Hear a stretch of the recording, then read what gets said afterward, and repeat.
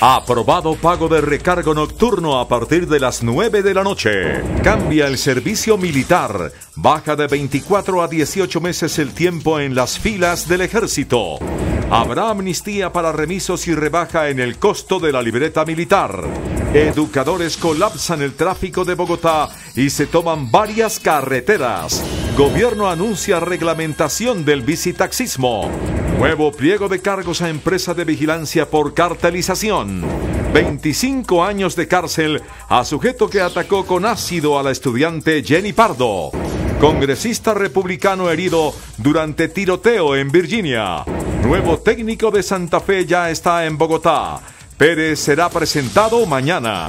Investigan al delantero de Millonarios Dubier Riascos por acusar a los árbitros de favores del Nacional.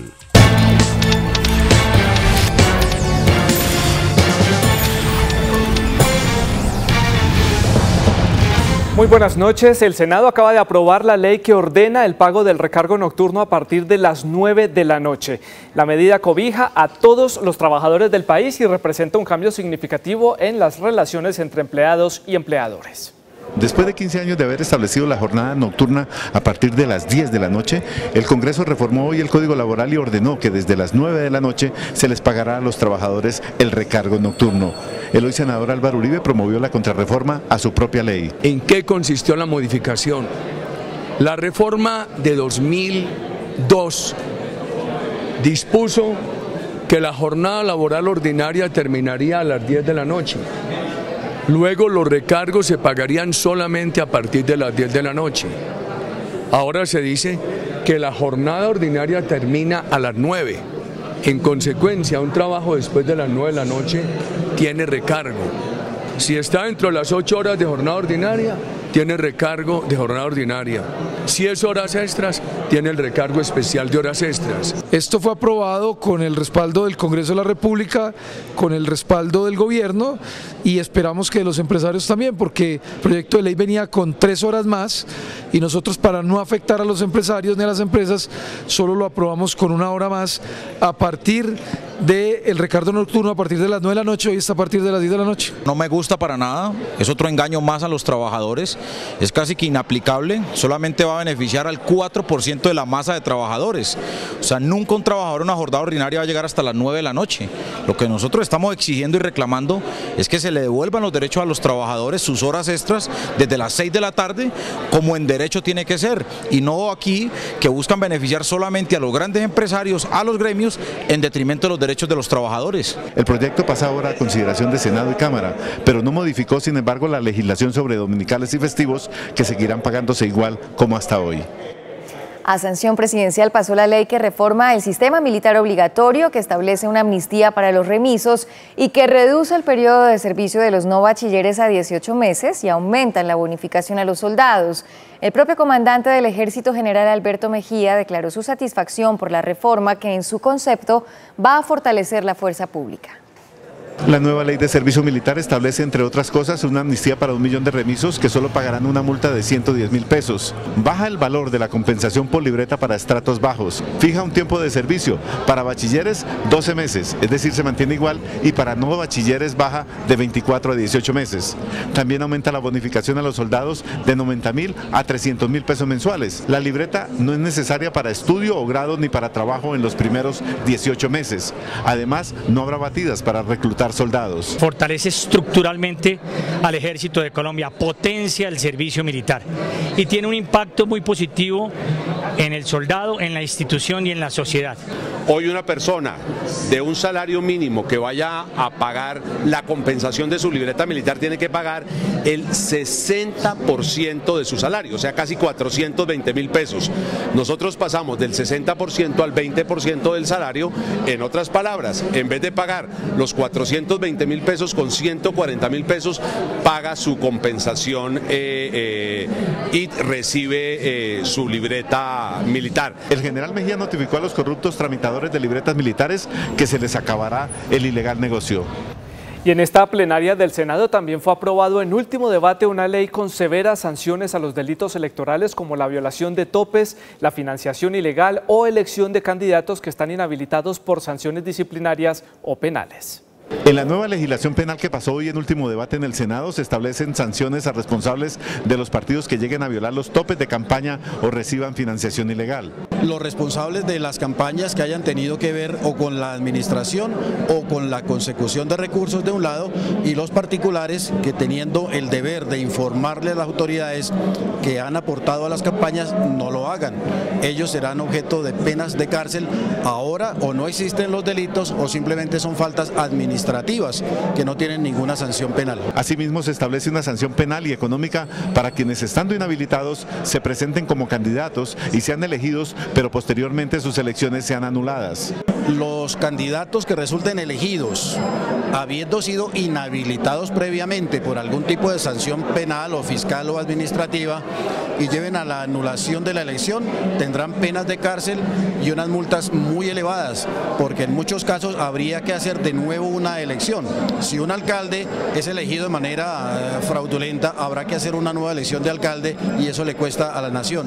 Por eso no solamente tiene cárcel, sino una multa muy alta que compense el gasto que tiene que hacer el Estado para repetir las elecciones. La otra novedad de la nueva ley es que serán sancionados con multas y cárcel los particulares que aporten a campañas y no declaren esos aportes. Una vez más, los maestros del país se tomaron las calles de Bogotá. La nutrida movilización se dio en medio de las negociaciones entre FECODE y el gobierno para levantar el paro de educadores, que ya cumple 35 días.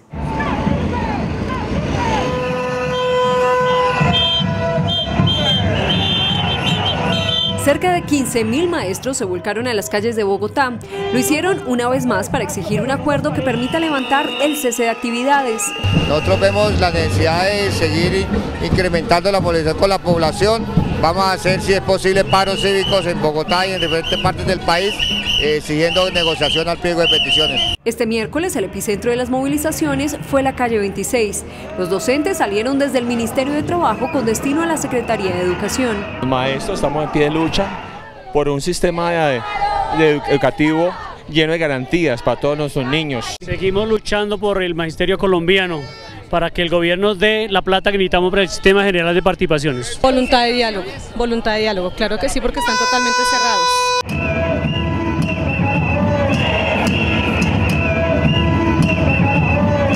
Como consecuencia, estuvo bloqueado el paso de vehículos en ambos sentidos e interrumpido el servicio de Transmilenio. A esta hora avanza una reunión entre FECODE y el Ministerio de Educación para buscar acuerdos en temas económicos, como las bonificaciones, la nivelación salarial, las primas extralegales y la reforma al sistema general de participaciones. ¿FECODE se levanta de esta mesa ya con algo en la mano? ¿Con acuerdos? Pues esa es la idea. En esta reunión, y si no alcanzamos hoy, pues nos volveremos a reunir con el gobierno. Y lo otro que queremos aclarar es que FECODE no acepta ninguna mediación. No acepta un tercero, estamos en la mesa negociando. Ya se cumplen 35 días del paro del magisterio. Las partes confían en que esta misma semana se conjure el cese de actividades. Y también en diferentes regiones del país los maestros marcharon, protagonizaron bloqueos en algunas vías de diferentes capitales departamentales. Por espacio de 8 horas, docentes de Nariño bloquearon la zona de acceso al aeropuerto Antonio Nariño, que se encuentra en el municipio de Chachagüí, pero que sirve a la ciudad de Pasto. Más de 200 docentes de varios municipios de Nariño intentaron llegar hasta la terminal aérea, pero los uniformados del SMAT lo impidieron lanzando gases lacrimógenos que permitió disolver la protesta y habilitar la vía.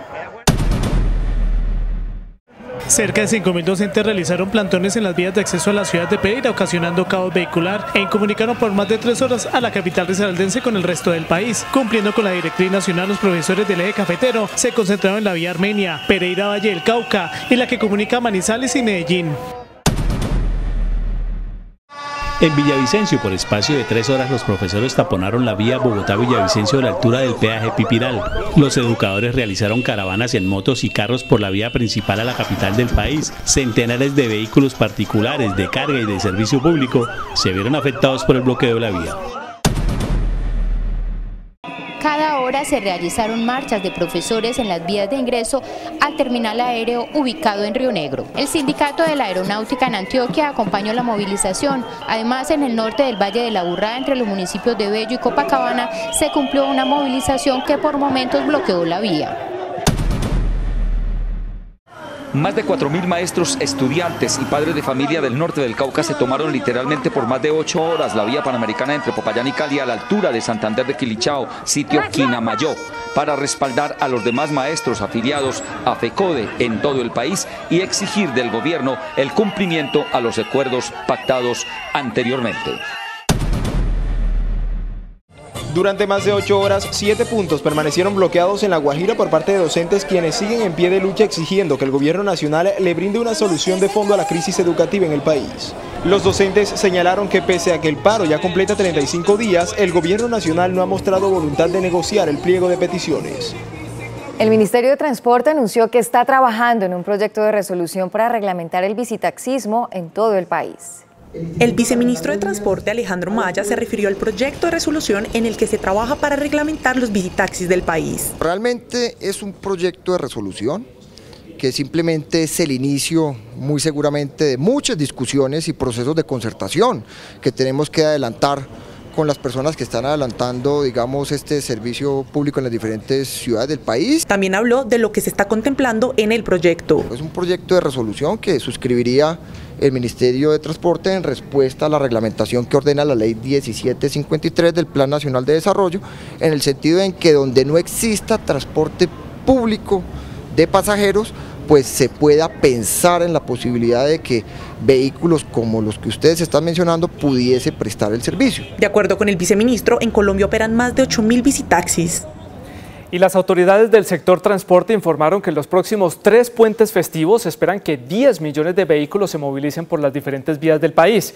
Hoy fueron anunciadas las medidas que van a ser implementadas para garantizar la seguridad de todos los colombianos. En el primer fin de semana se espera que hayan más de 100.000 despachos a través de las terminales de transporte terrestre. Nosotros en este primer puente esperamos que haya una movilización de 195.000 despachos a nivel nacional, que eso representa más o menos entre 1.800.000 y 1.900.000 pasajeros. La Policía Nacional dispondrá de 40.000 hombres en todas las carreteras del país para garantizar la seguridad de los viajeros. Por su parte, el director del INVIA se refirió a la inversión que se destinará para esta temporada. Tenemos un recurso que fue asignado a las territoriales y que fue contratado por ellas, denominado monto agotable. Es un recurso que permite tener maquinaria amarilla totalmente disponible para cualquier eventualidad que se llegare a presentar en las vías, no solamente durante estos puentes festivos, sino a lo largo de todo el año. Es un recurso del orden de los 9.000 millones de pesos. Finalmente, las autoridades señalaron que a través de los aeropuertos se movilizarán 3.700.000 personas en 60.000 vuelos. Por violar la libre competencia, la Superintendencia de Industria y Comercio formuló pliego de cargos contra 8 empresas de seguridad y vigilancia privada y contra 13 directivas de estas compañías. Guardianes, Starcop, Coasec, Sentinel, Expertos, Incevig, Security Management Group, CEHARPI fueron las empresas sancionadas, las cuales entre 2012 y 2015 simulaban ser competidoras independientes, pero en realidad operaban de manera coordinada bajo la dirección de Jorge Arturo Moreno Ojeda. La Superintendencia de Industria y Comercio también formuló pliego de cargos contra Jorge Arturo Moreno Ojeda en su calidad de presunto controlante oculto del grupo SMG, así como a otros altos directivos de las empresas investigadas por presuntamente haber colaborado, facilitado, autorizado, ejecutado o tolerado la conducta violatoria de la libre competencia económica. Recordemos que en abril la SIC multó a estas empresas con 26.000 millones de pesos por las mismas conductas. La Superintendencia está investigando posibles prácticas anticompetitivas en procesos contractuales que tienen un valor de 100.000 millones de pesos en total. De acuerdo con la Superintendencia de Industria, las 8 empresas de vigilancia violaron la libre competencia económica en al menos 26 procesos de contratación pública por un valor superior a los 30.000 millones de pesos. Un juez de Bogotá condenó a 25 años de prisión a José Rodolfo Torres como responsable del ataque con ácido a la universitaria Jenny Pardo. Fue el juez 18 de conocimiento quien condenó a 25 años de prisión a José Rodolfo Torres como autor intelectual del ataque con ácido del que fue víctima la universitaria Jenny Pardo en septiembre de 2015. La Fiscalía aprobó en juicio que él le pagó a alias Michizorro, ya condenado también por este caso, para que le arrojara el ácido en la cara a su expareja sentimental Lady Grajales. Sin embargo, según el ente acusador, alias Michizorro se equivocó de víctima y atacó a la universitaria Jenny, de 25 años. La mujer terminó con quemaduras de segundo grado en el 26% de su cuerpo. En medio de la audiencia, la defensa de la joven Jenny Pardo dijo que su cliente estaba siendo acosada por unas cartas que José Rodolfo le estaba enviando. Sin embargo, a la salida de la audiencia, el hombre reiteró su inocencia y explicó el motivo de las misivas. Todo esto ha sido presión. ¿Comunicación a quién? Una carta diciéndole que por qué mentía, mintiendo que tenía 5 cirugías y no tiene ni una. Esto es una falsedad, esto es un fraude. Finalmente, la defensa de José Rodolfo apeló la condena y la decisión final queda en manos del Tribunal de Bogotá. Tras ganar una tutela, hoy se reintegró a su cargo el alcalde de Cartagena, Manuel Vicente Duque, quien había sido suspendido por la Procuraduría. Tras 20 días de suspensión, retomó a su cargo el alcalde de Cartagena, Manuel Vicente Duque, luego de que la Presidencia de la República decretara que deja sin efecto la suspensión provisional por 3 meses que había ordenado la Procuraduría por el desplome del edificio Portal de Blas de Lezo 2, que dejó 22 muertos. A su llegada, el mandatario pidió a Alfonso Ramos, inspector de policía de la Comuna 12, y a Olimpo Vergara, jefe de control urbano, hoy requeridos por la justicia, que se entreguen y respondan a las autoridades. Y aprovecho de inmediato, como bien lo hace en la pregunta, para decirle a los funcionarios que hacen parte de la alcaldía, que en estos momentos son requeridos por la justicia, que pongan la cara, que se entreguen y que si no tienen nada que temer, que por favor aclaren todo el tema ante la justicia. Por su parte, el alcalde saliente Sergio Londoño, encargado por el presidente Santos, entregó recomendaciones para seguir el mandato. El plan especial de manejo patrimonial debería estar formulado en un 80% en estos próximos 3 meses. Y es imperativo contar con el diagnóstico patológico de las construcciones ilegales y que la ciudadanía lo conozca para que usted pueda actuar. Todas las construcciones ilegales o irregulares deben ser cerradas. Finalmente, Duque también celebró que una juez de control de garantías dictara medida de aseguramiento para Wilfran Quirós, dueño de la construcción, su hijo David Quirós y el maestro de obra Luis Eduardo Agresor, y envió un mensaje de solidaridad a los familiares de las víctimas de la tragedia, quienes en días pasados mostraron su desacuerdo con el reintegro del alcalde. Por primera vez en la historia, 2 especies naturales nativas del Caribe colombiano serán llevadas al espacio de manera experimental en un viaje que es promovido por la Agencia Espacial de los Estados Unidos, la NASA. Al ganar una convocatoria internacional, 35 jóvenes, 27 de ellos menores de edad, de las fundaciones Grupo Apolo y Ondas, dedicadas a la investigación y la divulgación de las ciencias, llevarán 2 especies nativas a un centro espacial de la NASA en Virginia. Va a ser un vuelo suborbital, van a estar a unos 150, 160 kilómetros de altura, donde sus experimentos van a ser sometidos a toda esa hostilidad de un viaje espacial. Se requiere con el tardígrafo, microorganismo conocido como oso de agua, probar su resistencia en condiciones extremas. Es un animal microscópico que es como un superhéroe, pero no así. Un tardígrado puede durar 42 años sin comida, igual con el agua. La semilla de la palma amarga es conocida como la supersemilla, resistente a las quemas, sequías e inundaciones. Es una semilla esférica que mide entre 8 y 11 milímetros. Es una semilla muy resistente a ambientes perturbados. Los jóvenes tienen el respaldo de Conciencias y la Gobernación del Atlántico. Hoy le acabamos de entregar las banderas del Atlántico y la bandera de Colombia para que no se les olvide nunca jamás a estos 27 científicos infantiles, pues que representan a nuestro departamento y a nuestro país. Con el experimento se quiere establecer si después de estar expuestos al espacio, tanto los tardígrados como la semilla, al volver a la Tierra sobreviven o en el caso de la palma, germina. Las autoridades en Cali adoptaron medidas especiales para los partidos de la final del fútbol colombiano. Desde las 2 de la tarde inició el dispositivo de seguridad por tierra y aire en la ciudad de Cali, para evitar desmanes como los ocurridos en días pasados en partidos contra el América. Las autoridades decretaron ley seca hoy y la medida también rige el próximo domingo 18 de junio. La ley seca está reglamentada por un decreto, rige a partir del día de hoy a las 6 de la tarde hasta mañana a las 4 de la mañana. Y exactamente ese mismo esquema está implementado para el día domingo de 6 de la tarde hasta las 4 de la mañana del día lunes en todo el municipio de Santiago de Cali. Además, hoy inicia el toque de queda para menores de edad.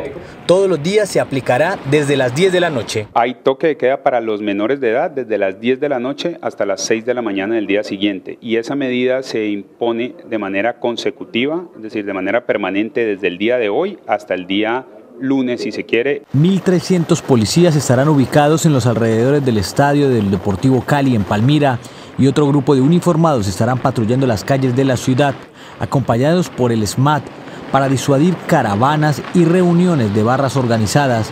En la capital vallecaucana habrá 62 puntos de atención para atender alteraciones del orden. Igualmente, el helicóptero de la policía patrullará el área metropolitana.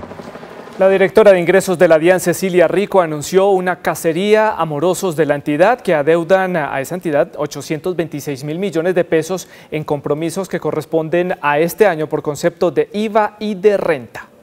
El Centro Nacional de Cobro de la Dirección de Impuestos y Aduanas Nacionales, DIAN, adelanta procesos para recuperar un total de 826.000 millones que adeudan morosos al Estado colombiano. Estas corresponden a deudas de los responsables del primer bimestre de 2017 del IVA, que cobraron tarifa del 19%, presentaron la declaración, pero no hicieron pago alguno. Hemos identificado casi 25.000 responsables de IVA que cobraron IVA a la tarifa del 19%, presentaron la declaración de las ventas hechas en enero y febrero, pero no pagaron el IVA que recaudaron.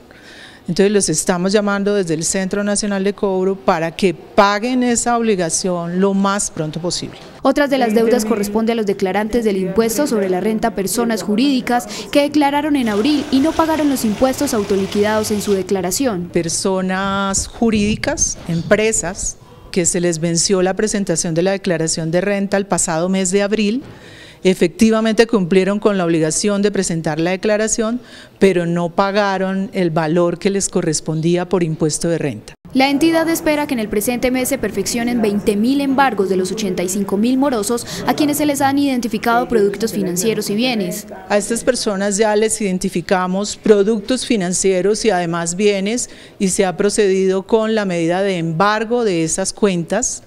Hay un grupo exclusivamente dedicado a eso, ya llevamos 9.164 embargos. Las ciudades donde se concentran los morosos son Bogotá y Medellín.